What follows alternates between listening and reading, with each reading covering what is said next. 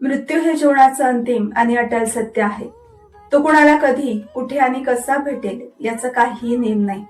सकाळी हसत घराबाहेर पडलेली व्यक्ती संध्याकाळी परत येईलच याची खात्री नसते. तरी आपण हे सत्य विसरून रोजच्या धावपळीत, ताणतणावात आणि अपेक्षांच्या ओझ्याखाली जगत राहतो. उद्याची चिंता, भविष्याची भीती आणि अजून मिळवायचं आहे या विचारात आजचा क्षण निसटून जातो. आजूबाजूला घडणाऱ्या दुःखद घटना आपल्याला क्षणभर थांबवतात. मन सुन्न होतं, डोळे पाणावतात आणि आयुष्य किती नाजूक आहे याची जाणीव होते. त्यावेळी लक्षात येतं की पैसा, पद, प्रतिष्ठा, सत्ता या सगळ्या गोष्टी तिथेच थांबतात.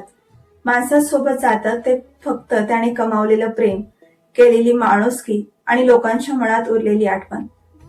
म्हणून नात्यांकडे दुर्लक्ष करू नका. आई वडिलांशी बोला, मित्रांशी मन मोकळं बोला.